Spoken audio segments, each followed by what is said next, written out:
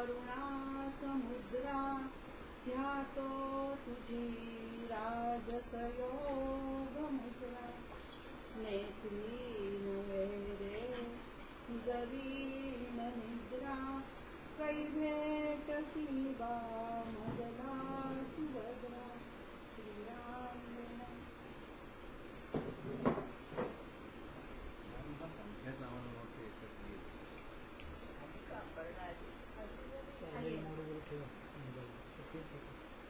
काल आपण 12 श्लोकापर्यंतचा विवरणाचा भाग बघितला. कवचानंतर 14व्या श्लोकापर्यंत फलश्रुती आहे आणि त्या फलश्रुतीचे हे 12, 11, 12, 13 श्लोक आपण पाहिले की ज्याच्यामुळे माणूस रामरक्षेच्या कवचामध्ये सुरक्षित राहतो, विजयी विनयी सुखी होतो आणि रामाची जी कृपा आहे ती अव्याहत आपल्याला सतत मिळत असते. आपण पापाच्या लेपामध्ये अडकून पडत नाही. भुक्ती आणि मुक्ती अगोदर आपल्याला सगळे ऐहिक उपभोग मिळतात आणि अंतिम मुक्ती पावतो इथपर्यंत पाहिजे. 13व्या श्लोकाकडे आता वळूया. 13व्या श्लोकाकडे वळण्या अगोदर त्या श्लोकामध्ये जो राम शब्दाचा अर्थ आलाय त्याच्या थोड्या गूढार्थामध्ये आपण जाऊया. र हा जो वर्ण आहे त्या र वर्णाचं महत्व पहिल्या याच्यात मी सांगितलं की र ह्या उच्चाराने आपल्या हृदयाला रक्तपुरवठा करणाऱ्या वाहिन्यांना कुठेतरी चेतना मिळते. संस्कृत एक सुभाषित आहे असं की ज्याच्यामध्ये राम शब्दाचा थोडासा विनोदी पण खरा अर्थ व्यक्त होतो. राकारोच्चार मात्रेण मुखात निर्याती पातकम पुनःप्रवेश संदेहे मकारस्तत् कपाटवत असं एक सुभाषित आहे. राकारोच्चार म्हणजे रा शब्दाचा उच्चार करताना आपण तोंड उघडतो, आ होतो मोठा. राम मधला जो रा आहे त्यावेळेला जो तोंड उघडलं की मुखात निर्याती पातकम आपल्या मुखातून आपल्या पोटातलं पाप बाहेर पडतं. पुनःप्रवेश संदेह ते बाहेर पडलेलं पाप आपल्या मुखामध्ये पुन्हा परत जाऊ नये म्हणून म म्हणताना आपण ओठ बंद करतो. मकार हा तत्र कपाटवर. कपाट शब्दाचा संस्कृत मधला अर्थ आहे दाराची फळी. एखादी फळी लावून टाकली दाराची की ते पुन्हा आत येणार नाही. तसा राच्या उच्चाराने बाहेर पडलेलं पाप पुन्हा आतमध्ये प्रवेश करू नये म्हणून मकार हा तिथे फळीसारखा बंद तोंड करण्याचा भाग आपण करतो असा हा याचा अर्थ. आता हे सुभाषित वरवर जरी विनोदी वाटलं तरी सुद्धा आपल्या संस्कृतीची जी 2 पायाभूत मूल्य आहेत त्याचा इथे उल्लेख कुठेतरी आहे. ही मूल्य म्हणजे पाप आणि पुण्य. या 2 संकल्पना स्पष्ट करण्यासाठी कितीतरी धर्मग्रंथ, कितीतरी विद्वान, कितीतरी पंडितांमध्ये चर्चा झालेल्या आहे. पाप नेमकं काय, पुण्य नेमकं काय. सांसारिक लोकांसाठी पण, संन्यासी लोकांसाठी पण, कोणालाही पाप आणि पुण्य या संकल्पनेचा अर्थ शोधता शोधता खऱ्या अर्थापर्यंत पोहोचणं अवघड जायला लागेल. आपल्या दृष्टीने काय अर्थ करता येईल. पापाचा अर्थ आपण काय करूया. थोडासा तुम्ही पण मला हे द्या सहभाग. खोटं बोलणं, निश्चित कर्म, वाईट कृत्य म्हणजे पापाय परपीडन. तर वाईट कृत्य हे पापाला कारणीभूत ठरते. 18 पुराण आणि पुण्य म्हणजे काय तर त्याच्या उलट आपण म्हणू. 18 पुराण लिहिल्यानंतर 18 पुराणेषु व्यासस्य वचनद्वय. 18 पुराण लिहिल्यानंतर व्यासांना कोणीतरी विचारलं की नेमकं पाप म्हणजे काय आणि पुण्य म्हणजे काय. आता तुम्ही 18 पुराणांचा जर व्यापक हे बघितलात केवढं मोठे एक एक पुराणच एवढं आहे की 12-12, 15-15 तास झाले तरी एक पुराण साधं ऐकून होत नाही. नुसतं ऐकणं, अभ्यासणं फार लांब. एवढी 18 पुराण ज्या यांनी लिहिली, महाभागांनी, महाविद्वानांनी, त्यांनी पापपुण्याची व्याख्या 2 वचनांमध्ये केली. अष्टादश पुराणेषु व्यासस्य वचनद्वयं परोपकारः पुण्याय पापाय परपीडन. परोपकार आणि परपीडा या दोन शब्दामध्ये त्यांनी सार काढलं. दुसऱ्यावर पर म्हणजे दुसरा, दुसऱ्यावर उपकार करणं हे झालं पुण्य. परपीडा म्हणजे दुसऱ्याला त्रास देणं हे झालं पाप. किती सोपी व्याख्या, याच्यापेक्षा सोपं करताच येणार नाही. आपण म्हणतो पापी लोक, दुष्ट लोक वाईट वागतात, हे करतात म्हणजे काय, तर त्यांच्यामुळे दुसऱ्यांना त्रास होतो. मग आपण काय सदैव पुण्य करतो असं नाही. आपल्याही हातून कधी दुसरा दुखावला जातो, दुसऱ्याला टोचून बोललं जातं, म्हणजे आपल्याही याच्यातून पाप घडतं. परंतु परोपकार हा जो आहे म्हणजे दुसऱ्याला मदत करणं, उपकाराची भावना नाही. परोपकार हा जो आहे हा निसर्गाचा गुण आहे. झाडं परोपकार करतात, नद्या परोपकारासाठी वाहतात. परोपकाराय वहन्ति नद्या परोपकाराय फलन्ति वृक्ष. संस्कृतमध्ये इतकी सुभाषित आहेत, प्रत्येक गोष्टीसाठी त्यांनी इतकं सुंदर रूप केलेलं आहे. नद्या कधी म्हणणार नाही की माझं पाणी अमक्याने प्यावं, अमक्याने पिऊ नये, किंवा इथे मी शुद्ध आहे, पुढे मी आता देणार नाही सगळ्यांना पाणी. तर असा हा परोपकार म्हणजे दुसऱ्याला सतत मदत करणं, आपल्यामुळे दुसऱ्याचा फायदा कसा होईल, दुसऱ्याला काहीतरी आपल्यापासून दिलं पाहिजे, ही जी देण्याची भावना आहे, जी दानाची भावना आहे, तीच परोपकार आहे. आणि म्हणून ही पाप आणि पुण्याची संकल्पना प्रत्येक धर्मग्रंथात जी सांगितलेली आहे तीच राम शब्दामध्ये आलेली आहे आणि तीच या सुभाषितामध्ये आपण पाहिली. राम शब्दाच्या उच्चाराने पाप निघून जातं आणि पुण्य आपल्यामध्ये राहतं, उरतं.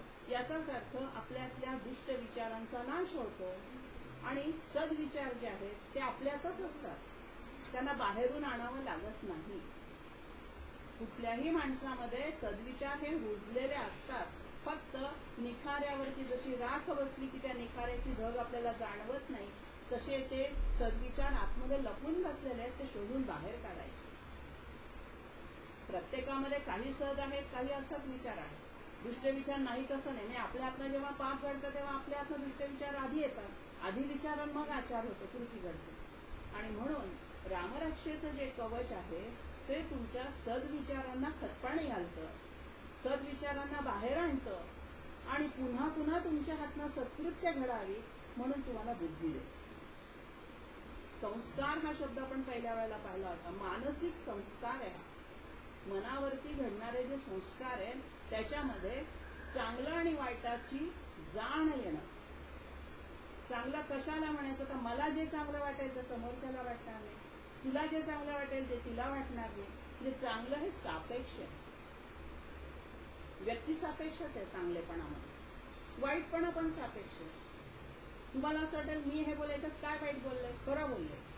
खरं कटू असतं, मान्य आहे, परंतु शुगर कोटेड कॅप्सूल सारखं पण बोलता येतं.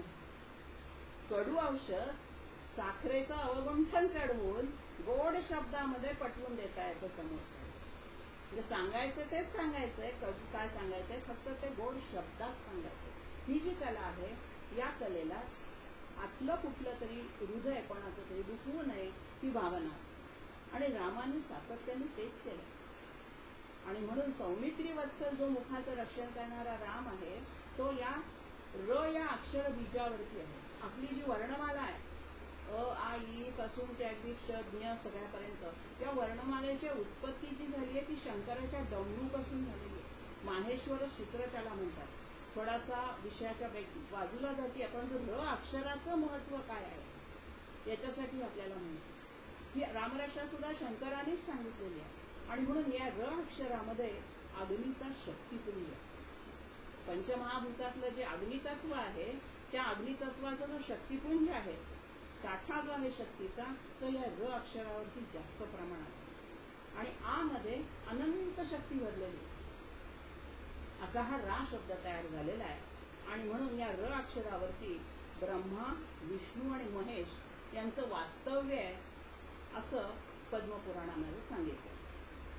आता हे ब्रह्मा, विष्णू आणि महेश मी सुरुवातीला सांगितलं की ह्या तीन देवता किंवा तीन शक्ती मानूया, मानव, दानव आणि देव.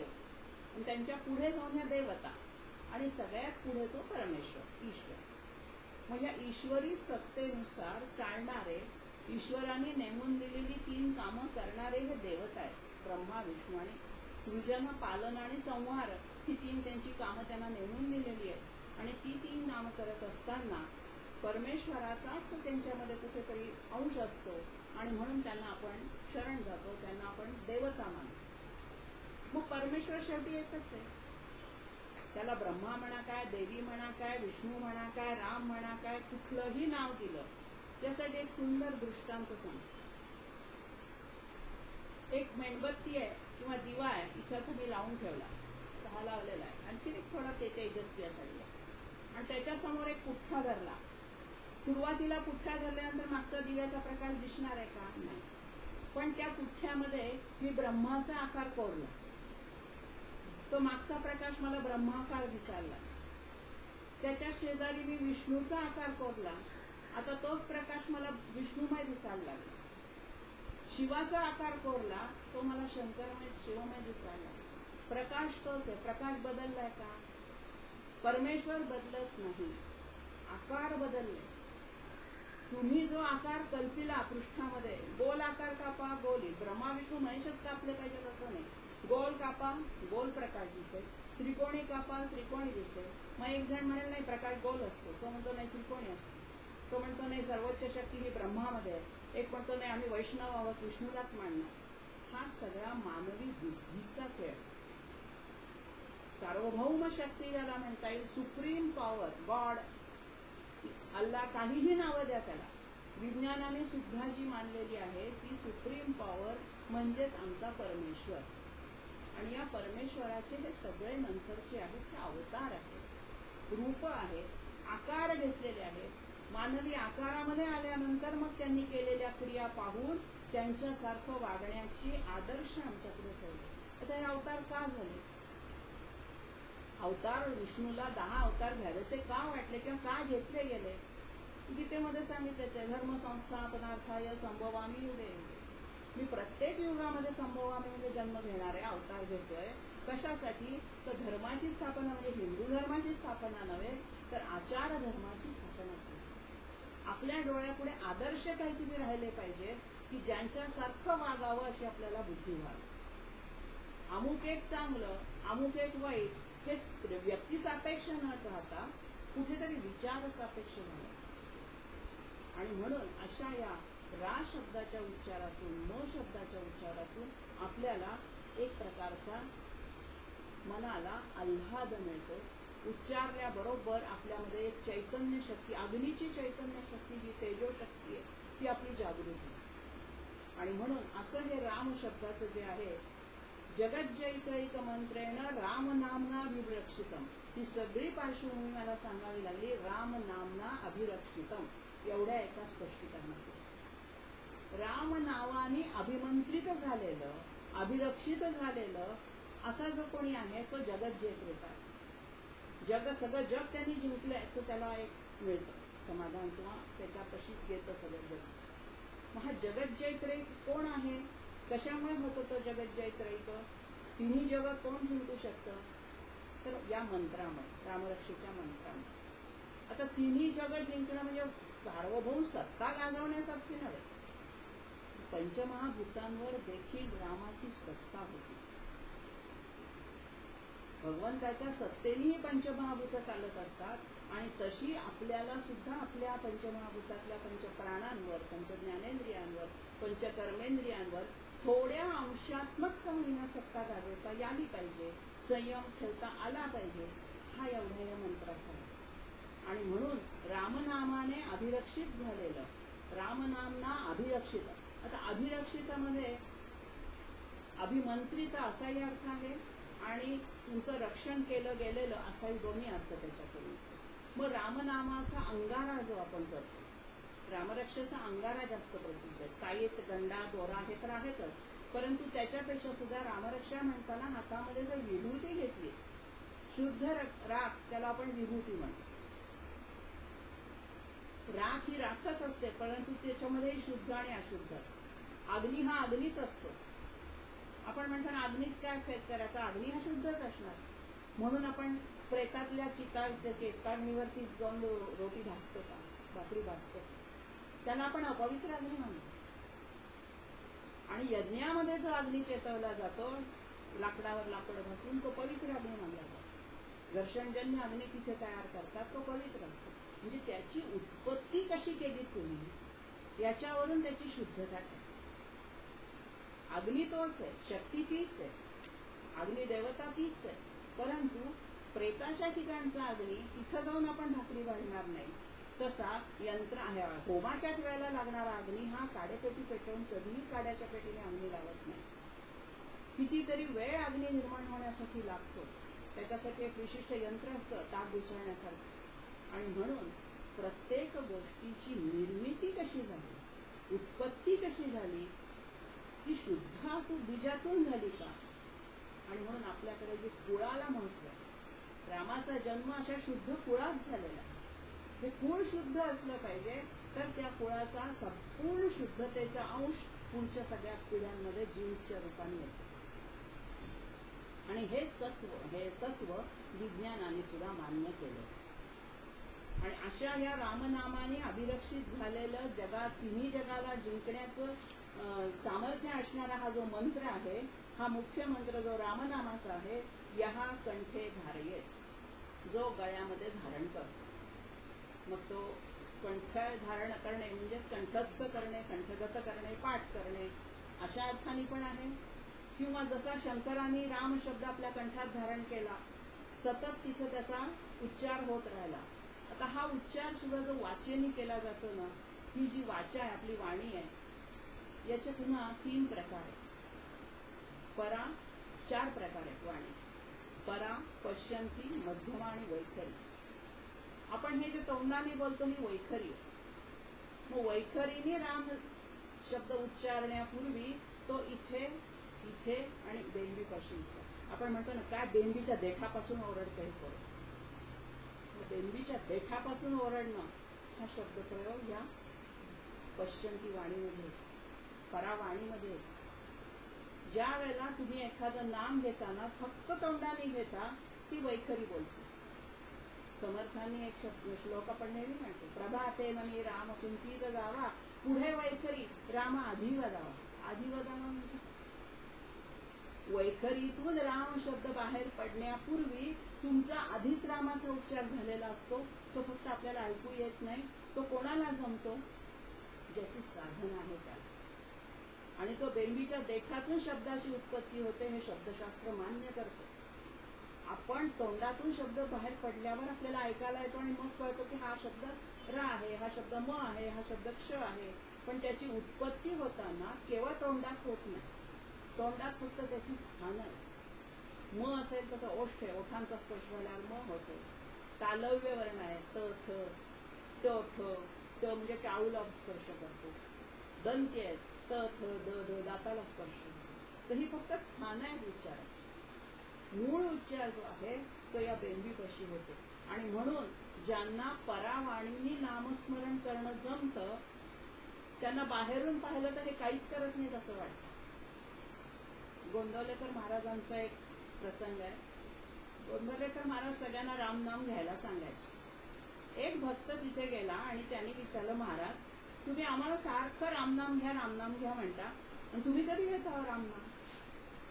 आम्हाला तर काही दिसत नाही तुम्ही रामनाम घेत बसलेले किंवा रामनामाचा जोक करताय हातात नाही. त्यांनी त्याला हसले आणि त्याला जवळ बोलावलं.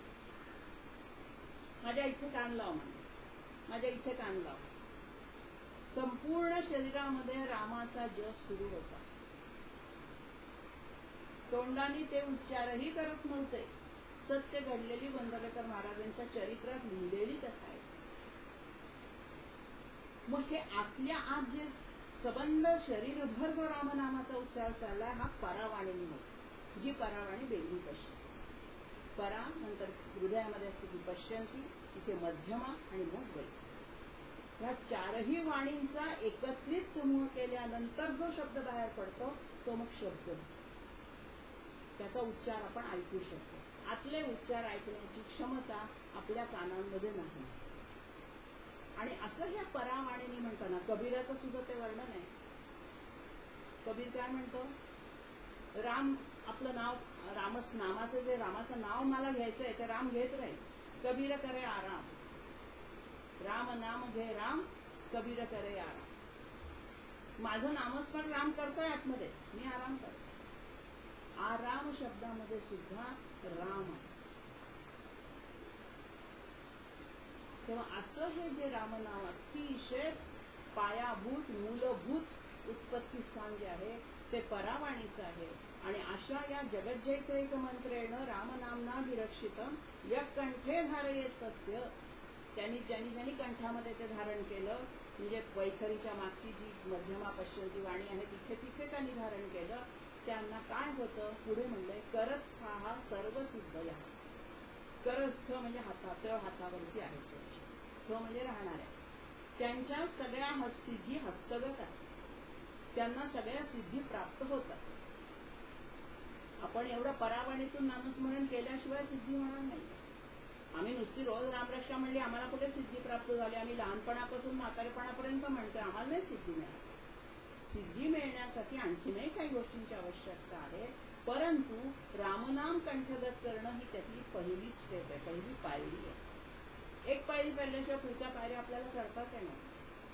आधी आपली वाणी शुद्ध झाली पाहिजे, वैखरी शुद्ध झाली पाहिजे, आणि मग ती हळूहळू हळूहळू जिरलं पाहिजे आपल्या शरीरामध्ये नामनाम, आणि मग त्याचा उच्चार होत आहे. तेव्हा अशा या रामनामासाठी करस्था हा सर्व सिद्धया ही फलश्रुती सांगितलेली. जशी 12-13व्या मध्ये सांगितले की तुम्हाला विजयी व्हाल, विनयी व्हाल, सुखी व्हाल, सगळं व्हाल, तुमचं रक्षण होईल, पापाचा लेख लागणार नाही. आणि योगी मार्गातल्या लोकांची ही सिद्धी आहे की तुम्हाला सगळ्या सिद्धी हातात मिळतील, किंवा हस्तगत राहतील, तुमच्या हातामध्ये त्या आहेत, घ्यायच्या की नाही ते तुम्ही. आता या सिद्धींच्या बाबतीत जर आपण विचार केला तर सिद्धी प्रमुख सिद्धी 8 आहे, गौण सिद्धी 10 आहे, आणि क्षुद्र सिद्धी 5, अशा एकूण 23 सिद्धी आहेत. बाकीच्या सिद्धींचा फारसा आपल्याकडे उहापोह होत नाही. 8 सिद्धी, अष्टसिद्धी आपण एवढा शब्द वापरतो, पण ह्या प्रमुख ज्या आहेत त्या 8 आहेत. मग या सिद्धी कोणत्या आहेत ते तरी सिद्धींवर बोलायला लागलं ना तर 1 तास सिद्धींमध्येच जाईल. मला फक्त जाता जाता त्याची नावं तुमच्या कानावर पडावी एवढीच त्यात मिळची. तर 8 प्रमुख सिद्धींपैकी आणिमा, महिमा, लघिमा, थोडक्यात सांगते. आणिमा म्हणजे अणुसारखं सूक्ष्म रूप घेणं, महिमा म्हणजे पर्वतासारखं मोठं रूप घेणं. हनुमंतांनी हे सगळे घेतलेले, भीमरूपेमध्ये त्याचं वर्णन. तो अणुसारखा सूक्ष्म होणं, महिमा म्हणजे पर्वतासारखं मोठं होणं, लघिमामध्ये सुद्धा सूक्ष्म आहे पण वजन हलकं होणं. आणिमा जर आकारानेच सूक्ष्म असेल तर लघिमामध्ये वजनाने हलकपणा हा आलेला. गरिमामध्ये शरीराचं वजन खूप फुगवणं, खूप जड वाढवणं वजन, ही गरिमा. त्याच्यानंतरची प्राप्ती, या प्राप्तीमध्ये सगळ्या प्राण्यांच्या इंद्रियांच्या ठिकाणी असणाऱ्या ज्या अधिष्ठात्री देवता आहेत त्या देवतांच्या रूपाने आपला संबंध घडणं हे फार क्लिष्ट आहे, त्याच्यात मी नेत नाही, ही प्राप्ती आहे. त्यानंतर इशिता आणि वशिता अशा 2 सिद्धी आहेत पुढच्या, 6वी आणि 7वी. 6व्या सिद्धीला इरिता पण म्हणतात, वारिता, इरिता किंवा इशिता आणि वशिता हे जास्त प्रसिद्ध आहे. तर इशितामध्ये काय असतं, ही जी शक्ती आहे, माया जी संबंध ब्रह्मांडाला व्यापून आहे, त्याची जी प्रेरणा आहे ती तिथे जाणवते. आणि वशितामध्ये म्हणजे वश करणं. आणि शेवटची सेवा ही आहे मुख्य सिद्धी प्रकाम्य, ख्याती. ज्या सुखाची इच्छा कराल ते सुख प्राप्त होणं ही प्रकाम्य सिद्धी. 10 गौण सिद्धी आहेत, अनुर्मी, दूरश्रवण, दूरदर्शन, मनोजव, कामना, परकाया प्रवेश, स्वच्छंद मरण, स्वर्ग क्रीडा, संकल्प, अप्रतिबंध. थोडेसे आपल्याला याच्यातलं कळतात. दूरवर कोणीतरी बोललेलं ऐकू येतं, दूरवरचं दिसतं, म्हणजे इथे डोळे मिटलं तर तुमच्या घरात तुम्ही काय करता हे दिसणं. अनेकांना या सिद्धी प्राप्त झाल्या. आणि 5 क्षुद्र सिद्धी मानल्यात. आपल्याला त्या क्षुद्र सिद्धी सुद्धा फार मोठ्या आहेत. भूत भविष्याचं ज्ञान होणं, सुख दुःख शीत उष्ण या द्वंद्वाच्या पलीकडे जाणं, म्हणजे त्या व्यक्तीला थंड पदार्थ दिला हातात आणि गरम दिला तरी त्याच्या स्पर्शाचा फरक पडत नाही. दुसऱ्याच्या मनातली गोष्ट ओळखणं, अग्नी, वायू, जल, शस्त्र, विष या सगळ्यांवर प्रभुत्व मिळवणं, म्हणजे पाण्यावर चालणं आहे, आगीच्या ह्याच्यावर चालताना काही दाखवतात, एक सिद्धी आहे. तुम्ही विशिष्ट या क्षुद्र सिद्धी प्राप्त करायला फारसा वेळ लागत नाही. हे जे भूतपिशाचे असतात ना स्मशानात जाऊन त्यांची उपासना करून त्यांना प्रसन्न करून घेतल्या की या क्षुद्र स्थिती पटकन आहे फार लवकर येतात. आगीवरनं चालणं आणि पाण्यावरनं चालणं ते फार मोठं नाही. आपल्याला ते फार मोठं वाटतं पण ते सिद्धी आहे. आणि 5वी जी क्षुद्र सिद्धी आहे अजिंक्याची, सर्वांवर विजय मिळव. तर अशा या सगळ्या 23 सिद्धी तुमच्या हातात आहेत. याचा अर्थ तुम्ही जर प्रयत्न केला तर रामनामाचा जप जर तुमच्या शरीरामध्ये मुरला तर तुमच्या अणुरेणूमधून रामनाम बाहेर पडायला लागलं की तुमची शुद्धी होत जाते आणि तुम्हाला या सिद्धी मिळते. ही सिद्धी ही आहे ना, ही जी निर्माण केल्याच्या सिद्धी हा एक मोठा असा प्रलोभनांचा विषय आहे. अध्यात्म मार्गामध्ये ज्यावेळेला आपल्याला प्रगती करायची असते, अनेक लोक आहेत असे गुरु की त्यांनी या सगळ्या सिद्धी प्राप्त केलेल्या आहेत. फक्त त्यांचा गैरवापर केला म्हणून त्यांना आपण बुवाबाजी करणारे ढोंगी असं म्हणायला लागलो. आता मी नावं घेत नाही पण आपल्याला माहित आहे की असे लोक आहेत की जे त्या सिद्धीचा गैरवापर करतात. सिद्धी मिळवण्यासाठी तपश्चर्या केली तुम्ही, नाही असं नाही, खूप तपश्चर्या केली, सिद्धी मिळवल्या, परंतु त्याचा तिथं अडले. भगवंतानी मुद्दामून ठेवलंय. एवढी तपश्चर्या केलीस ना तर थांब, तुला थोडी प्रलोभनं देतो, काहीतरी दाखवतो. लहान मुलाला जसं चॉकलेटच हे दाखवा आमिष, तसं तुला ही आमिष दाखवतो, गुंतून बैस याच्यातच. एखादं बाळ रडायला लागलं की आई काय करते, आईला करायचं असतं काम, स्वयंपाक. ती त्याच्यापुढे एक एक खेळणं टाकत जाते. एका खेळण्याशी खेळून कंटाळा आला का दुसरं खेळणं देते. आई पण अशा सिद्धीच आपल्या समोर टाकत असते बाळाची. ह्याच्याशी खेळून ते खेळ पण तूच शांत कर, त्याच्यातच अडकून राहा, मला त्रास देऊ नको. तसं भगवंत तुझ्या संसारामध्ये तपश्चर्या केली आहेस ना, हे घे सिद्धी, खेळत दिस या सिद्धींशी, माझ्यापर्यंत मला त्रास द्यायला येऊ नको. पण जे लोक या सिद्धींवर विजय मिळवतात, सिद्धींना आपलं साध्य मानत नाही, सिद्धींच्या पलीकडे काहीतरी आहे आणि तिथपर्यंत मला पोहोचायचंय हा त्यांचा हेतू असतो सुरुवातीला तपश्चर्या करताना. मग त्यांच्या वाटेमध्ये सिद्धी येत नाही, सिद्धी येत, परंतु ते त्या सिद्धींकडे लक्षही देत नाही आणि आपल्या ध्येयाकडे जात असतात. अण्णा काकांचं उदाहरण त्या बाबतीत आहे. सगळ्या सिद्धी त्यांना प्राप्त आहेत, परंतु सिद्धींचा कुठेही उल्लेख सुद्धा ते करत नाही. असे अनेक लोक आजही भारतात आहेत, परंतु त्या सिद्धीचा गैरवापर केला की सिद्धी आपल्याला त्रास देते किंवा तिथे तो माणूस त्याची आध्यात्मिक प्रगती खुंटते असं म्हणतो. आणि म्हणून करस्था सर्व सिद्धी हा जरी रामनामाचं ध्येय असलं तरी पुढे त्यांनी म्हटलेलं आहे, वज्रपंजर नामेदम यो राम कवचम स्मरे. सिद्धी प्राप्त होतात इथपर्यंत फलश्रुती ठीक आहे, परंतु जो ह्या वज्र नावाच्या वज्र हे इंद्राचं शस्त्र आहे, अतिशय कठोर प्रहार होतो त्या वज्राचा, म्हणजे पर्वत सुद्धा त्या प्रहाराने फुटतात असं ते कठोर शस्त्र आहे. या वज्राचा प्रहार हनुमंतावर इंद्राने केलेला आहे. ज्या वेळेला हनुमंत सूर्याला गिळायला निघाला त्यावेळेला त्याच्या हनुवटीवरती वज्राचा प्रहार झाला आणि मग नंतर त्याला सगळ्या वायुदेवाने वगैरे विनंती केल्यानंतर मग इंद्राने त्याला असं आशीर्वाद दिला की तुझ्या हनुवटीमध्ये वज्रासारखी ताकद येईल, म्हणून वज्र हनुमान मागितलं.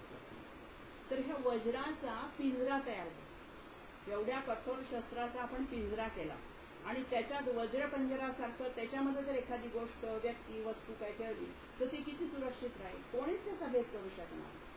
तसं वज्रपंजर नाम, वज्रपंजर नावाचं इदम रामकवचम, हे रामकवच असंच आहे. आपल्या भोवती अदृश्य असं वज्राचं कवच तो निर्माण करतो. पंजर म्हणजे पिंजरा, आपण वज्राच्या पिंजऱ्यात राहतो. रामाचं सबंध शस्त्राचं आपल्या भोवती सगळीकडनं संरक्षक कवच निर्माण झालं. म्हणून वज्रपंजर नाम इदम राम कवचम यो स्मरेत. यो म्हणजे या जो स्मरेत, केवळ स्मरण करायचंय, हा उपासना देखील नाही. वज्रपंजर नामेदम कवचम राम कवचम यो स्मरेत अव्याहताज्ञ सर्वत्र लभते जयमंगल. त्या व्यक्तीला अव्याहतपणे सातत्याने जय मंगल, मंगल म्हणजे कल्याणकारक भद्रकारक गोष्ट, जय पण मिळणार. आता जय म्हणजे काय, आपण फक्त युद्धातला जय विजय असं नाही, यश या अर्थाने इथे जय शब्द आहे. तुम्हाला एखादी गोष्ट करायची तर तुम्ही यशस्वी झाला की तुम्ही विजयी झाला. आणि म्हणून संसारातल्या असो कुठल्याही असो या वज्रपंजरामध्ये जे रामकवच असं वज्रपंजर नावाचं जे रामकवच तुमच्या जवळ आहे त्याचं जो स्मरण करेल त्याला अव्याहतपणे अव्याहत आज्ञा सर्वत्र त्याची आज्ञा सगळेजण नेहमी मानतील अव्याहतपणे मानतील. म्हणजे काय, जो रामाचा उपासक आहे त्याला एवढी शक्ती प्राप्त होते की त्यांनी एखादी इच्छा व्यक्त केली एखादी आज्ञा केली तर ती मानण्याची बुद्धी समोरच्याला असते.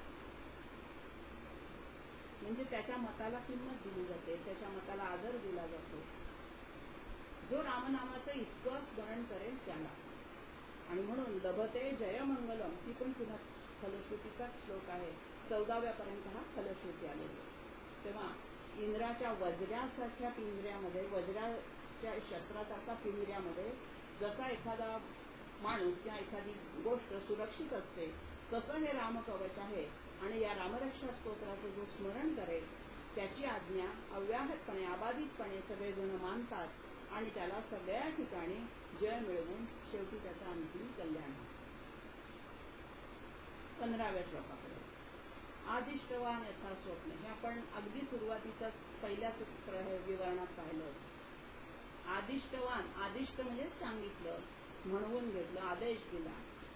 बुधकौशिक ऋषींना स्वप्नामध्ये जाऊन शंकरांनी आदेश दिलेला आहे.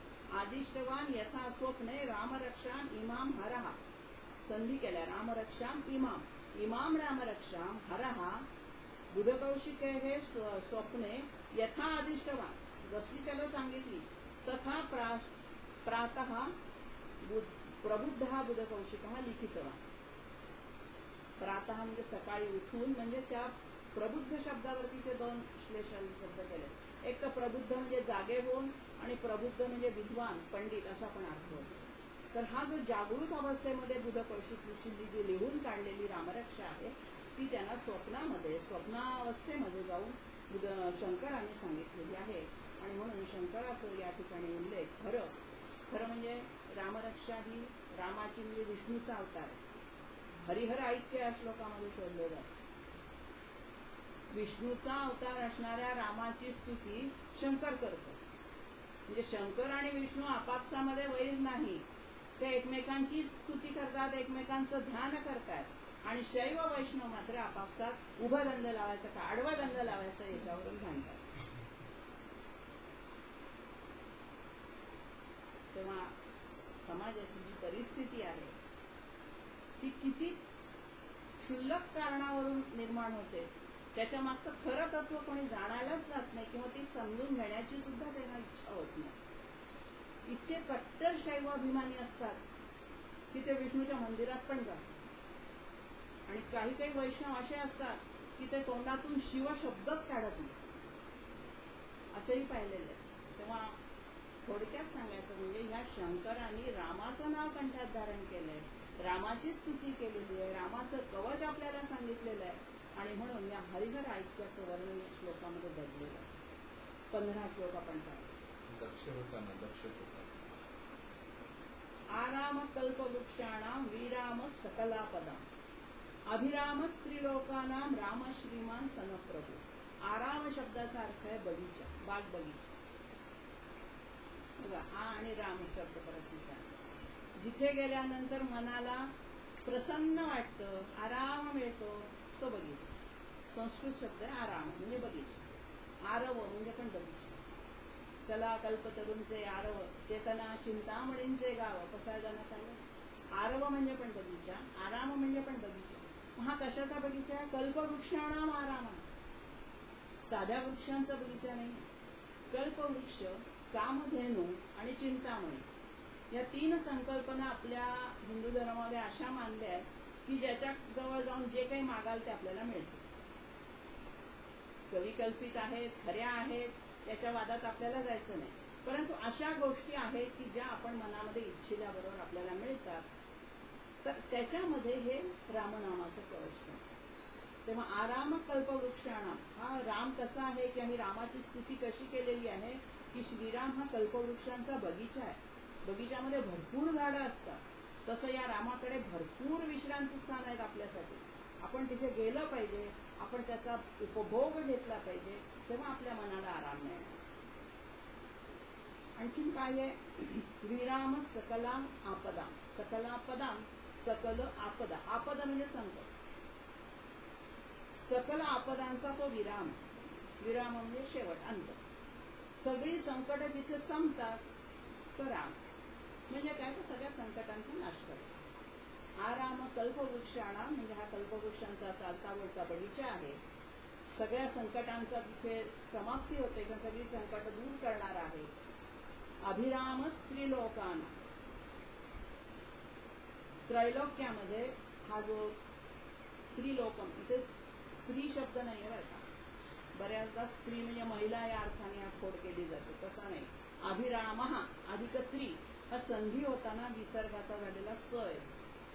स्त्रीलोक नाही. अभिराम त्रिलोकानां. विसर्ग संधीचे नियम जर आपण पाहिले तर विसर्गाचा स होतो, कधी विसर्गाचा र होतो. तेव्हा अभिराम म्हणजे काय? तर अभिराम शब्दाचा अर्थ आहे मनोहर, किंवा ज्याला आपण मनाला आल्हाददायक असं. तर तीनही लोकांना आल्हाद देणारा, मनोरमवणारा असा तो आहे. राम श्रीमान सहा नहा प्रभू. नहा म्हणजे आमचा सर्वनाम. सहा म्हणजे तो आमचा प्रभू आहे. तो म्हणजे तो श्रीराम. नहा म्हणजे आमचा प्रभू आहे, स्वामी आहे. आम्ही त्याचे सेवक आहोत, दास आहोत. ती दास्यभक्ती इथे आली. आज आमचा आम्ही त्याच्या जरा एकदा प्रभू मानलंय ना, मग प्रभू जे काही सांगेल ते आम्हाला मान्य. स्वामी मालक जे सांगेल त्याला सेवकाला ऐकणं भाग आहे, किंवा त्याच्यातच त्याचं भलं असतं. आणि म्हणून या सेवकाची भूमिका इथे या श्लोकामध्ये घेतलेली आहे. आराम म्हणजे बगीचा, अभिराम म्हणजे मनाला आनंद देणारा, तिन्ही लोकांमध्ये मनाला आनंदित करणारा असा हा राम आमचा स्वामी आहे, आमचा प्रभू आहे. प्रभू शब्दाची सुद्धा व्युत्पत्ती, शब्द संस्कृत मधले फार खोलवर अर्थ देणार आहे. आपण त्याचा पटकन उच्चार करून टाकतो. प्रभू रामचंद्र. प्र हा उपसर्ग आहे आणि भू म्हणजे व्यापणारा, संपूर्ण भुवनांना व्यापणारा तो प्रभू. दोनच शब्द आहेत प्रभूमध्ये, पण हा रामचंद्राच्या मागे नेहमी लावला जातो. प्रभू रामचंद्र म्हणजे सगळ्यांमध्ये तो भरून उरलेला आहे. आपल्या आत्म्याच्या रूपाने हा राम आपल्या हृदयस्थ ठिकाणी आहे, आणि म्हणून सगळ्यांच्या ठिकाणी अंश रूपाने असणारा हा प्रभू रामचंद्र, आणि तो आपल्या मनाला आल्हाद देणार आहे, हे या श्लोकामध्ये सांगितलं. पुढच्या ज्या 17व्या श्लोकाकडे आता आपण तरुण रूप संपन्न. 17, 18 आणि 19 या तिन्ही श्लोकांचं एकत्रित वर्णन आपल्याला करायचं. कारण या तिन्ही श्लोकांमध्ये दशरथाचे जे 2 पुत्र आहेत, राम आणि लक्ष्मण, यांचं द्विवचनात्मक वर्णन केलं. एकवचनीय नाहीये. तरुण रूप संपन्न द्विवचनाचं. मग ही दोघं आहेत तशी. राम आणि लक्ष्मण वेगवेगळे काढलेच नाहीये, दोघांचं वर्णन केलेलं आहे. मग ते एक एक विशेषणं लावली. कसं आहे ते? तर तरुण आहे. सोपं आहे. तरुणाचा अर्थ काही फार नाही. रूप संपन्न आहे, सौंदर्याने परिपूर्ण आहे. सुकुमार आहेत, नाजूक आहे. महाबल म्हणजे सुकुमार असून सुद्धा महापराक्रमी आहे, सामर्थ्यवान. पुंडरीक विशालाक्ष. ध्यानाच्या श्लोकामध्ये आपण पाहिलं, पुंडरीक म्हणजे कमळ. इथे उच्चार पुंडरीक आहे, पुंडलिक नाही. पुंडरीक म्हणजे कमळ. तर पुंडरीक विशाल अक्ष. अक्ष म्हणजे डोळा. कमळाप्रमाणे पुंडरीक हे सूर्यविकासी कमळाचं नाव प्रकार. तर या सूर्यविकासी पुंडरीक कमळाप्रमाणे ज्याचे अक्ष म्हणजे डोळे आहेत असा, असे हे दोघं आहेत. चीर कृष्णा जिनांबरो. चीर म्हणजे वस्त्र. त्यांनी कसलं वस्त्र धारण केलंय? कृष्ण म्हणजे काळ्या रंगाचं, अजिन म्हणजे कातड. कृष्णाजिन म्हणजे हरणाचं कातड. काळ्या रंगाचं हरणाचं कातड जे आहे ते त्यांचं वस्त्र आहे. अंबर म्हणजे वस्त्र, चीर म्हणजे सुद्धा वस्त्र. तेव्हा या कमलपत्राप्रमाणे जर आहेतच सगळं, परंतु वल्कल जी त्यांनी नेसलेली आहे, हा सगळा जो वर्णनाचा भाग आहे ना, हा वनवासी रामलक्ष्मणांचा, राजयोग उपभोगणाऱ्या रामलक्ष्मणांचा नाही.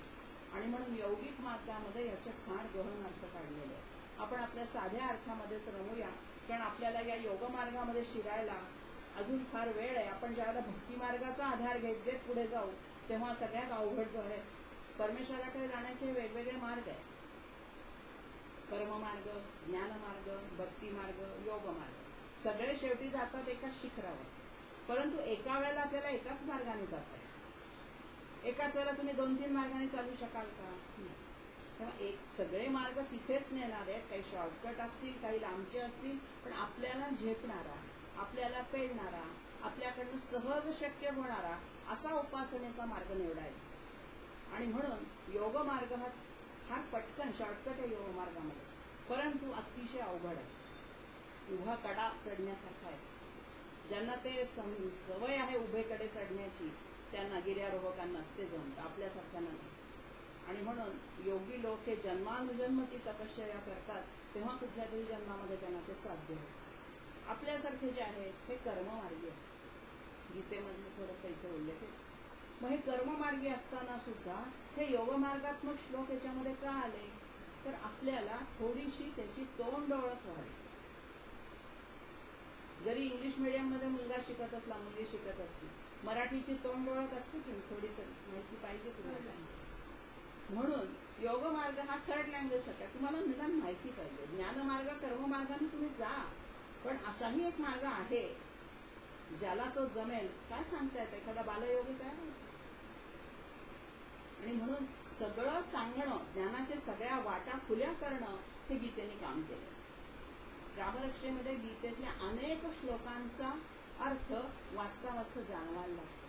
काल एका श्लोकाचा उल्लेख केला मी 15व्या श्लोक अध्यायातल्या ऊर्ध्वमूलमधश्य. तो असे अनेक श्लोक आहेत की ज्याचा गीतेमध्ये मूळ उल्लेख आहे आणि रामरक्षेमध्ये सुद्धा त्याचा थोडासा अंश उचलून आपल्याला सांगायचा प्रयत्न केला. आणि म्हणून या 18, 19 आणि 17, 18 आणि 19 या श्लोकांमध्ये राम आणि लक्ष्मण यांचं वनवासी दशरथ पुत्र या रूपाने ज्या हे केलेलं आहे, त्या कृष्णावतारा ह्या अनुपम रामाच्या अनुपम सौंदर्यावर सगळे ऋषीमुनी भाळले, असं पुढे वर्णन आहे. तरुण रूप संपन्न सुकुमारव महाबलव. तरुण म्हणजे यौवन संपन्न, रूप संपन्न म्हणजे सौंदर्याने युक्त असणारे, नाजूक सुकुमार परंतु महाबली सामर्थ्यशाली, उमललेल्या कमळाप्रमाणे ज्यांचे विशाल डोळे आहेत, असे हे दोघे.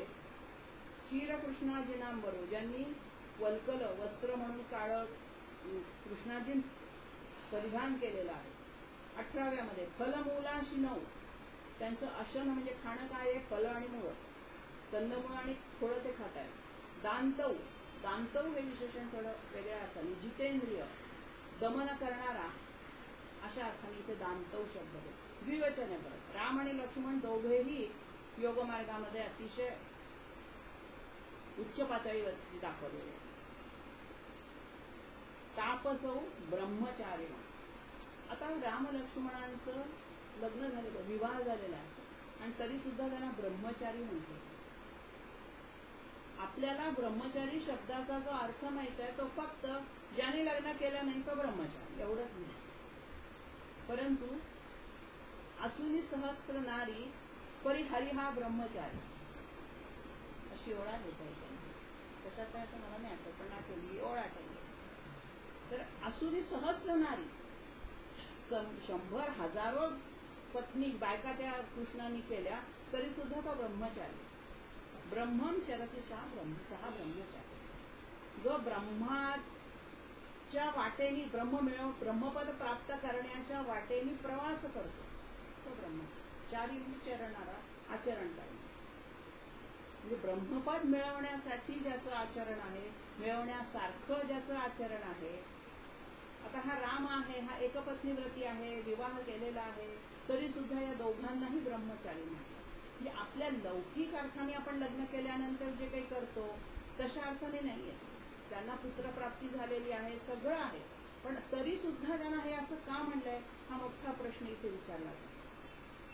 ते तरुण आहेत, सुंदर आहेत, डोळे कमळासारखे आहेत, सामर्थ्यशाली आहेत, दमन करणारे, दांतव आहेत, सगळं मान्य. परंतु असं असून सुद्धा मग त्यांना तापसू आहेत, तपश्चर्या करणारे, वनवासामध्ये राहणारे तपस्वी आहेत. ते तपश्चर्या करणाऱ्या माणसाच्या चेहऱ्यावर तेज असतं, तसं तेज आहे त्यांच्या चेहऱ्यावर. मग असं असून त्यांना ब्रह्मचारी का म्हटलंय, तर ब्रह्मपद प्राप्तीसाठी ज्यांचं आचरण असतं ते ब्रह्मचारी, हा खरा ब्रह्मचारी शब्दाचा अर्थ आहे. आणि म्हणून मग ब्रह्मपद मिळवण्यासाठी आचरण करताना या संसाराची बाधा होऊ नये म्हणून ते विवाह करत नसत. म्हणून आपण फक्त संकुचित अर्थ उचलला की जे विवाह करत नाही तेवढेच ब्रह्मचारी असा अर्थ येतो. पुत्रौ दशरथस्य येतो, हे दोघे दशरथस्य येतो पुत्रौ, हे दोन पुत्र, भ्रातरौ भाऊ आहेत सत्य, आणि राम लक्ष्मण, कोण तर राम आणि लक्ष्मण. तेव्हा फलमूलाशिनौ दान्तौ तापसौ ब्रह्मचारिण पुत्रौ दशरथस्य येतो भ्रातरौ राम लक्ष्मण. 19व्या श्लोकाकडे बघा. शरण्यौ सर्वसत्वाना, सत्व म्हणजे प्राणी, सगळे जे प्राणी मात्र आहेत त्या प्राणी मात्रांचं हा रक्षण करणार आहे. शरण्य म्हणजे त्याला शरण आलेल्यांना, जे रामाला शरण जातील ते सगळ्या प्राणी मात्रांचं तो रक्षण करणारे हे दोघं भाऊ आहे. म्हणून शरण्य सर्व सत्वाना, श्रेष्ठौ सर्व धनुष्मता, सगळ्या धनुर्धारी लोकांमध्ये जे श्रेष्ठ आहे. रक्षक कुलनिहंतारो, रक्ष म्हणजे राक्षस, राक्षसांच्या कुळाचा समूळ नायनाट करणारे हे दोघं आहेत. त्रायेताम नो रघुत्तम, नोचा अर्थ नहा म्हणजे आमचे, संधीहून तो नो झाला. असे हे दोघं जण आमचे रक्षण करत. कोण? राम लक्ष्मण. कसे ते? रघुत्तम, रघुच्या वंशामध्ये जन्मलेले. आणि मग वरची सगळी विशेषणं एकत्र त्यांची घ्यायची आहे. पुन्हा एकदा त्या 17, 18 आणि 19 अर्थ सलग सांगते बघा. तरुणोपासून आपण सुरू करूया. तरुण असणार, वयाने तरुण असणारे, रूपाने सुंदर असणारे, नाजूक असणारे, महाबलवान सामर्थ्यशाली असणारे, कमळाप्रमाणे त्यांचे डोळे विशाल आहेत असे, काळ्या रंगाचं वल्कल ज्यांनी धारण केले आहे, फळं आणि कंदमुळं खाणारे, जितेंद्रिय दांत, तपस्वी वेशामध्ये असणारे, त्या तपश्चर्या करणारे म्हणूया, तरी देखील ब्रह्मचारी असणारे, असे हे दशरथाचे दोन पुत्र, जे राम आणि लक्ष्मण आपले भाऊ आहेत, ते त्यांना शरण येणाऱ्या सगळ्या प्राणी मात्रांचं रक्षण करतात. आणि सर्व धनुष्मान म्हणजे जे धनुर्धारी लोक आहेत त्यांच्यामध्ये ते श्रेष्ठ आहेत. सगळ्या राक्षस कुळांचा ते समूळ नायनाट करणारे आहेत. असे हे दोन भाऊ किंवा असे हे दोन राम लक्ष्मण आमचं रक्षण करत. नहा त्रायेताम, त्रायेताम क्रियापद एकदाच आलंय, वरती सगळे करते, विशेषण ही सगळी करते. कोण रक्षण करो? असा राम रक्षण करो, असा लक्ष्मण रक्षण करो. आणि म्हणून 17, 18 आणि 19 एकत्र घेतलंय की अशा राम लक्ष्मणाने आमचं रक्षण केलं पाहिजे. आता ह्या 17, 18, 19 मध्ये रामाचं जे वर्णन आलेलं आहे ना, या वर्णनामध्ये रामाचं सौंदर्याचं वर्णन आलेलं आहे. राम इतका सुंदर होता की तपस्वी लोक सुद्धा त्याच्या प्रेमात पडलेले आहेत. आणि असं वर्णन आहे वाल्मिकी रामायणामध्ये की सगळे ऋषी मुनी रामाला म्हणतात की आम्ही तुझ्या प्रेमात पडलेलो आहे. परंतु राम म्हणतो की नाही, या अवतार कार्यामध्ये ते शक्य नाही. तुमची ही जो मधुरा भाव आहे तुमच्या मनातला, हा मी पुढचा अवतार घेईन श्रीकृष्णाचा, आणि त्यावेळेला तुमच्या इच्छा सगळ्या आकांक्षा मी पूर्ण करेन. आणि म्हणून ही जी मधुरा भक्ती होती या ऋषीमुनींची, तपस्वी लोकांची, ही सगळी मधुरा भक्ती असणारे जे लोक होते हे झाले गोपिक, गोपिका. आणि मग श्रीकृष्णाच्या अवतारामध्ये त्या सर्वांनी मधुरा भक्तीने श्रीकृष्णावरती प्रेम केलं आणि रासक्रीडा केली. या प्रेमामध्ये कुठेही वासना नाहीये, शुद्ध विशुद्ध प्रेम ज्याला आपण म्हणतो. संसारी माणसाला पुनरुत्पादनासाठी ज्या गोष्टी आवश्यक असतात त्या इथे नाहीये. श्रीकृष्णाच्या चरित्रावर फार मोठे आक्षेप घेतले जातात, तसा रामाच्या चरित्रावर घेतले जात नाही, कारण तो एकपत्नी व्रत आहे. परंतु इथं योगी मार्गातल्या लोकांनी असं वर्णन केलेलं आहे की या संपूर्ण रामाच्या सौंदर्यावरती लुब्ध झालेले जे कोणी होते मुनिजन, ते सगळे गोपगोपिका झाले आणि हा राम श्रीकृष्ण होऊन त्यांची इच्छा मनोरथ त्यांनी तिथे पुरवली. हा 20वा जो श्लोक आहे हा रामरक्षेचं आत्मा आहे. वयस्कर आपण पाहिलंच, पण त्यानंतरच आत्तसज्ज धनुष्य हा जो श्लोक आहे, उच्चाराला गेलत ना तर संपूर्ण एक ओळ ही एका दमात म्हटली पाहिजे. तशी तिथे कुठेच थांबायचं नाही. आत्तसज्ज धनुषा विशुस्पृशा वक्षया शुगनी शंग संगिनो, तिथे कुठे श्रेष्ठ हा मृगाचा आहे, कुठे षटकोणाचा आहे ते बघा. आत्तसज्ज, आपण अर्थ पाहिला ना की हे तुमच्या आपोआप लक्षात. आत्त शब्द जो आहे याचा अर्थ ताणलेले. तन धातूचा अर्थ आहे ताणणे. आत्त म्हणजे त्यांनी असं ओढून धरलेलं आहे, ताणलेलं आहे धनुष्य.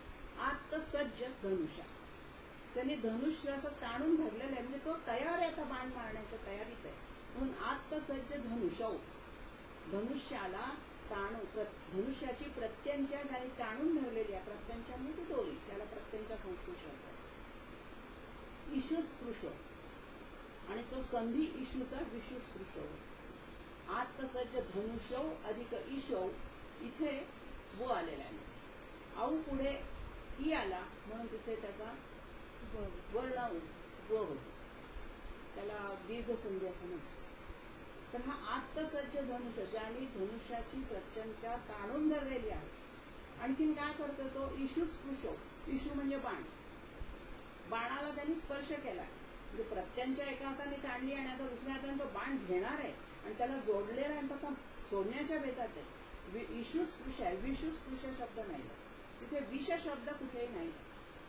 फोड करताना संस्कृतची शब्दांची फार जपून फोड करावी लागते, नाही तर भलते अर्थ निघतात.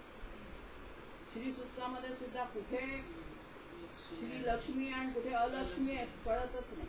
आणि म्हणून संस्कृतमध्ये संधीला फार आत्मा आहे, संधी आणि समाज. तेव्हा आत्तसज्ज धनुषौ इशुस्पृशौ. पुढे काय म्हणले? अक्षय आशुग. आशुग म्हणजे वेगाने जाणार, वेगवान, ज्याला म्हणतो. ज्याचा रामाचा बाण जो आहे ना तो इतका वेगवान असतो. रामबाण, आपण एखादं औषध एखाद्या आजारावरती लागू पडलं की म्हणतो हा रामबाण उपाय आहे. रामाचा बाण इतका वेगाने जातो आणि अचूक लक्ष भेदणार म्हणजे भेदणारच, ती खात्री आहे सगळ्यात. आणि म्हणून असा हा अशुभ आहे, वेगवान आहे, अक्षय आहे. आणखी त्याच्या भात्यामधले बाण संपत नाही. दैवी सामर्थ्य असल्या कारणाने हा भाता अक्षय टिकणार आहे, चिरकाळ टिकणार आहे. आपण सामान्य माणसं युद्धाच्या वेळेला थोडेसे भात्यामध्ये बाण ठेवू, संपून जातील, पुन्हा घ्यावे लागतील. तसा नाहीये. त्याचं वरदान आहे त्याला विश्वामित्र ऋषींचं हे, की तुझ्या अक्षय भात्यामध्ये, अक्षय अशा त्या भात्यांचे बाण याच्यामध्ये बाण अक्षय टिकतील. आणि म्हणून असा हा अक्षय आशुग निशंग, निशंग म्हणजे भाता, आशुग म्हणजे वेगवान, निशंग म्हणजे भाता, इशू म्हणजे बाण. आणि मग शेवटी घेतले संगीनव. संगीनव म्हणजे जवळ बाळगणं किंवा ठेवणं. काय केलंय त्यांनी?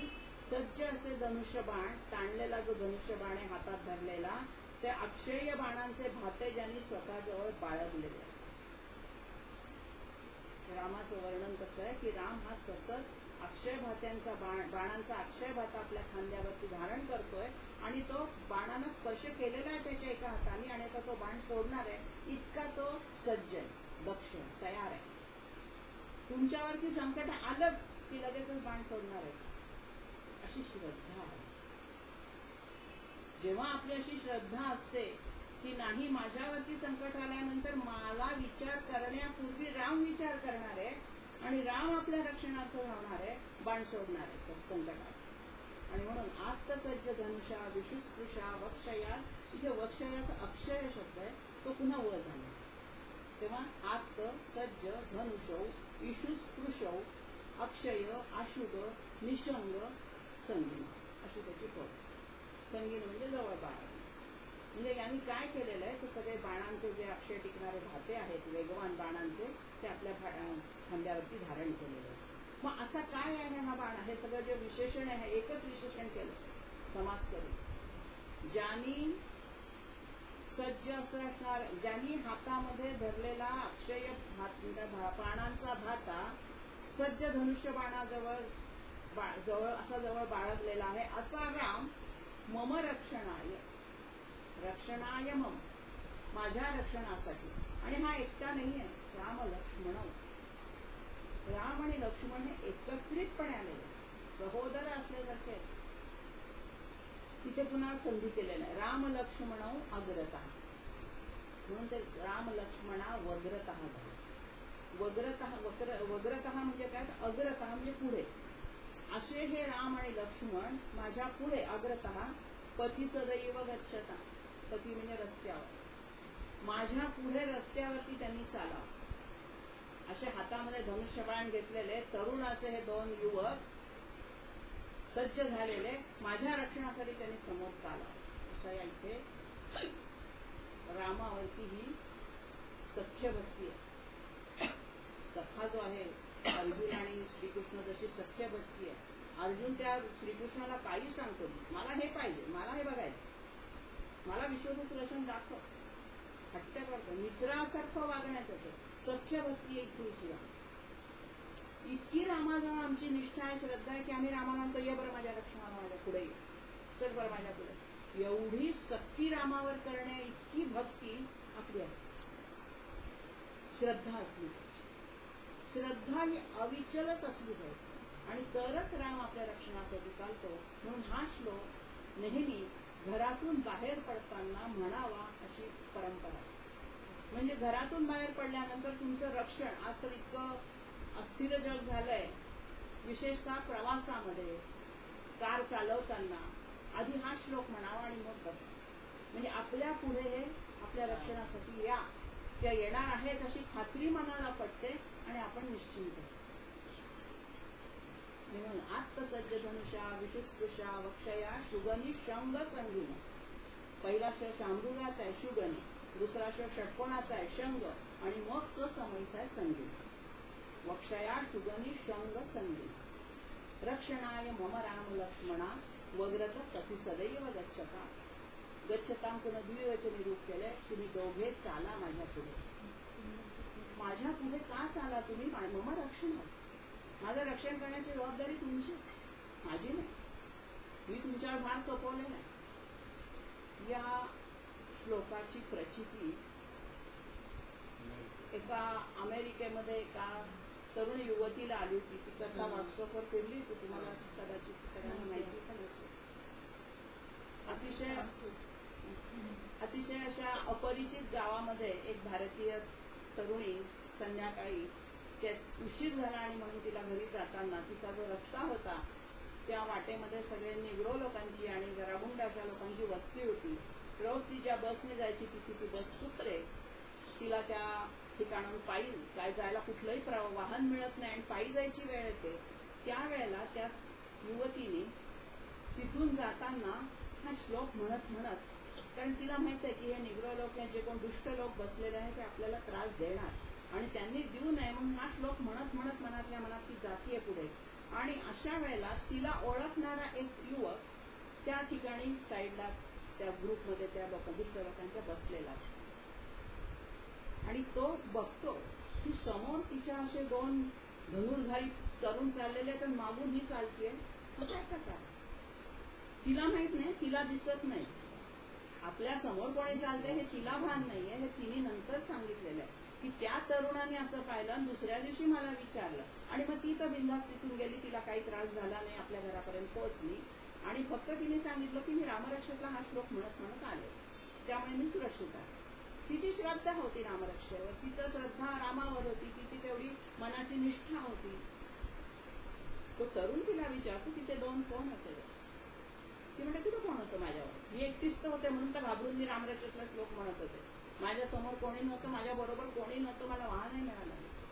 आणि मग तिला असं लक्षात येतं की अरे याचा अर्थ हा म्हणतो दोन धनुर्धारी युवक माझ्या पुढे चालत होतं, ते रामलक्ष्मण तर नसतील. मग ते तुला दिसते, मला का नाही दिसले? माझं रक्षण करण्यासाठी ते आले, पण त्यावेळेला जर ते तिला दिसले असते तर तिला गर्व झाला असता, माझी तेवढी तपास. म्हणून तिला नाही त्यांनी दर्शन, परंतु तिला हे कळावं म्हणून त्या युवकाला दर्शन. आणि मग त्यांनी त्यांना सूचित केलं की असं असं. एवढी निष्ठा जर तुम्ही ठेवली, श्रद्धा जर ठेवली, श्रद्धा कशी पाहिजे? अविचल डोळे या एकदा श्रद्धा ठेवली ना मग तिथे प्रश्न म्हणून प्रश्न आधी खूप विचारायचे. हे असं का, ठेवू का नको, कशी आहे, काय आहे ही व्यक्ती.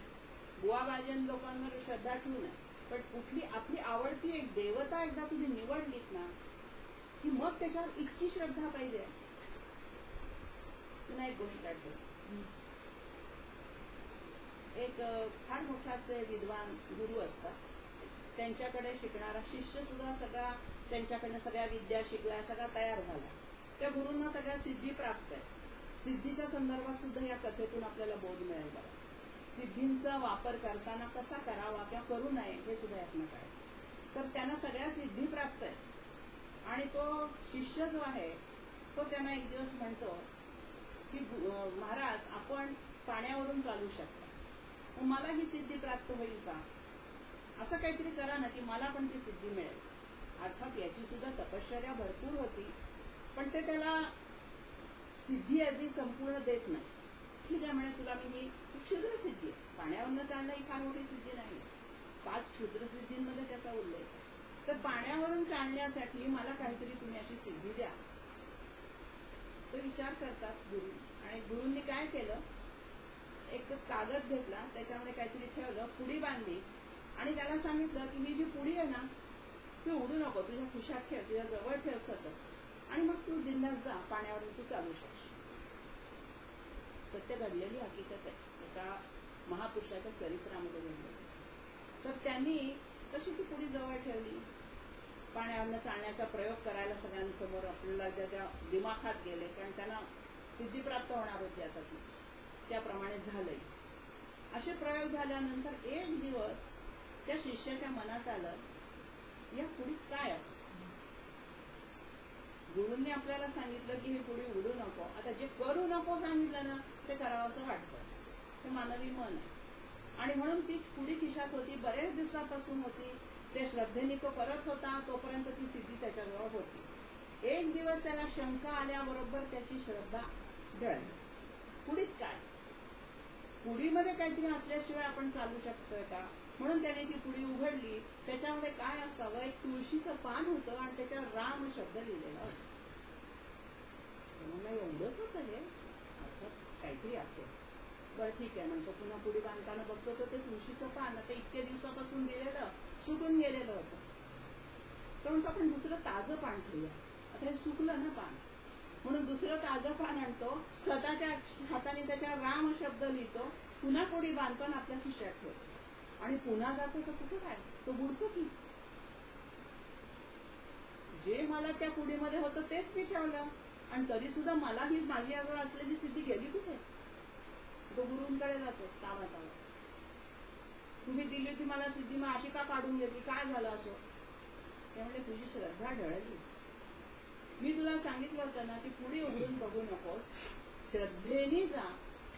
तू काय विचार केला, त्याने वाईट विचार केला असं नाही, तुळशीचं पान हे झालंय, पण त्या शिष्याची तेवढी पात्रता नव्हती की त्या तुळशीपत्रावरती त्याच्या अक्षरात लिहिलेल्या रामनामाने तो तरुण जावा. ती पात्रता, तेवढी सामर्थ्य त्या गुरुमध्ये होतं, आणि त्या गुरुनी दिलेल्या ह्याच्यामुळे तो तरंगत होता. हे सामर्थ्य त्याचं नव्हतं, त्या गुरुचं होतं. तर त्यांनी ते गुरुचं तुळशीपत्र टाकून स्वतःच घेतलं, तिथे मीपणा आला, श्रद्धा आढळली. म्हणून गुरुने त्याला समजावून सांगितलं की श्रद्धा अशी नसावी. रामनामाने तू तरलायस, परंतु त्या रामनामावरती माझ्या मी दिलेल्या सिद्धीच्या ह्याच्यावरती तू शंका उत्पन्न केलीस, पुढे उडून बघितलीस, तिथेच तुला सांगतो. म्हणून श्रद्धा कशी असावी, सिद्धी कोणाकडून प्राप्त होते. आपण प्रयत्न केला, त्याने असं केलं का मी तसंच करतो, तुळशीवर राम लिहितो, मी करणार नाही. सिद्धी प्राप्त होण्यासाठी अंगी तेवढं पावित्र्य, सामर्थ्य, शक्ती असावी, तपश्चर्याची शक्ती, तरच एवढं सगळं सिद्ध होतं. तेव्हा अशा ह्या छोट्या छोट्या कथा असतात, परंतु या कथांमधला जो बोध घ्यायचा आहे की श्रद्धा कशी पाहिजे, निश्चल श्रद्धा पाहिजे. आधी त्यांनी निश्चल श्रद्धेने प्रयोग केले, ते यशस्वी होतात. श्रद्धा ढळली, रामावरची श्रद्धा ढळली की राम तुमच्या संरक्षणार्थ कधीही येणार नाही. तुम्ही अविचल निष्ठा ठेवा, राम तुमचं रक्षण करणार आहे. ही ज्या वेळेला आपल्या मनामध्ये पक्की भावना दृढ होते ना, आणि हे सगळे खेळ मनाचे. श्रद्धा म्हणजे काय, मनाचा खेळ असतो. मनाचा खंबीरपणा तिथे असतो, मनशक्ती तुम्हाला प्राप्त होते, मनाचं सामर्थ्य तुम्हाला ते संकटातून बाहेर काढतं. आपण त्याला नाव देतो रामाने बाहेर काढलं आमच्या, पण ती श्रद्धा निष्ठा खरी पाहिजे. म्हणजेच तुमचं मन तेवढं तयार पाहिजे, मनाची तुमची सामर्थ्यशाली पावित्र्य पाहिजे. आपल्याकडे पावित्र्याला सुद्धा फार महत्व दिलं. सत्यम शिवम सुंदरम, शिवम मध्ये पावित्र्य. कितीही सत्याने वागणारा माणूस असला, तो जर अपवित्र झाला, पावित्र्य हे शारीरिक, मानसिक सगळ्या प्रकारचं असतं. आणि म्हणून असं म्हणतात ऋषी मुनी, बाहेरचं असं कोणाच्या हातचं खात नाही. आपल्याला अजूनही आश्चर्य वाटतं, काका कोणाच्या हातचं जेवत का नाही? काय फरक पडतो? अग्नीवरती ते अन्न शिजल्यानंतर ते पवित्रच होणार आहे. करणाऱ्याच्या हातातले गुण त्या अन्नात उतरतात आणि म्हणून ते पावित्र्य त्यांना जपायचं असतं, म्हणून ते केवळ स्वतः अन्न शिजवून खातात. 80व्या वर्षी सुद्धा माझे काका स्वतःचं अन्न स्वतः शिजवून खातात, कोणाच्याही हातचं खात नाही. त्याच्या मागचा त्यांचा हेतू हाच आहे की माझं शौचक, ज्याला आपण पावित्र्य म्हणतो, शौच शब्द त्याच्यासाठी संस्कृत शब्द, शुचिता, पवित्र, हे जपलं पाहिजे. मग त्याच्यामध्ये आहाराचं, वाचेचं, सगळ्या प्रकारचं पावित्र्य येतं. शुद्धता ज्याला आपण म्हणतो, त्यांची वाणी शुद्ध असते, त्यांच्या वाणीतून कधीही अपशब्द बाहेर निघत नाहीत, अपवित्र वाणी करत नाहीत. ते प्रत्येक गोष्टीमध्ये त्यांची त्या दक्षप्रमाणे वागलेले असतात आणि संस्कार झालेले असतात त्यांच्या काया वाचा मनावरती. आणि म्हणून अशा लोकांकडनं मिळालेला जो काही प्रसाद असेल तो जास्त आपल्याला लाभतो किंवा त्याचा आपल्याला परिणाम अनुभवता येतो. असे लोक आजही या जगात आहेत. आपण त्यांच्यापर्यंत पोहोचायचा प्रयत्न करतो.